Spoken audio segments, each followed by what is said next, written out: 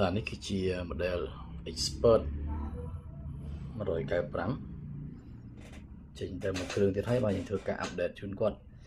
ម៉ាស៊ីននេះគឺហាប់ណែនល្អមែនតើបាទថ្មក៏ធំពន្លឺក៏ច្បាស់ល្អសំឡេង speaker ក៏ខ្លាំងរូបភាពច្បាស់ល្អបាទអេក្រង់អីហាប់ណែនល្អមកបាទហើយប្រើបច្ចេកវិទ្យាចុងក្រោយប្រើ Type C ហើយមានមិចទៀតបងប្អូនអាចថត record screen អីអាចថតយើងនិយាយទៅឮជាប់ហ្មងណា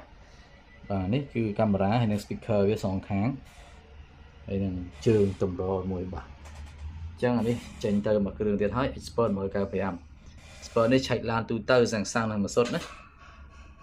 នេះមើលណាបាទអញ្ចឹងមានម៉ាកឡានជាច្រើនដែលយើងអាចចារណាបានហើយតើតើនឹងការ maintenance មានជាង40មុខបាទដូចជា airbag ជាពេញប្រាំងច្រើនបងប្អូនច្រើនជាង40បងប្អូនគិតមើលទៅបាទច្រើនអញ្ចឹងអានេះក្នុងនេះមានទាំងអស់ប៊ិចអីហ្នឹងបាទ coding ប៊ិចអីមានទាំងអស់ណា coding ប៊ិចបងប្អូនមានតម្រូវការរស់រានឡើងបាទចំនួនមានកំណត់តម្លៃល្អពិសេសសម្រាប់បងប្អូនមានតម្រូវការបើសិនជាបងប្អូនគ្រាន់តែសួរតម្លៃទេអានោះវាតម្លៃវាអាចប្រែប្រួលអញ្ចឹងណាតែបើសិនជាបងប្អូនចង់បានពិតប្រាកដអាច call មកវាច្បាស់លាស់ជាងហើយបើសិនជានៅពេញទេអាចមកមើលផ្ទាល់ក៏បានដែរតែបានយើងមាន stock ស្រាប់ណាមិនបាច់រងចាំយូរអាចមកមើលហើយទិញយកតែម្ដងអូខេអញ្ចឹងថ្ងៃនេះយើងចេញទៅមួយគ្រឿងទៀតហើយនេះអាចតើទៅនឹង key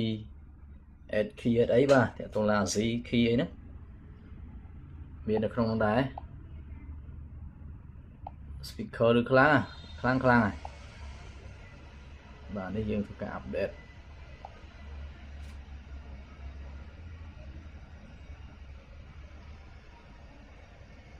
ក្រងវាច្បាស់ល្អហើយថ្មវាកាន់យូរ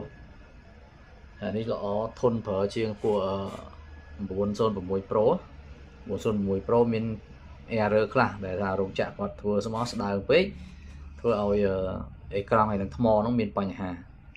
ញ្ចឹងហើយយើងផ្អាកយក906 Pro មកហើយ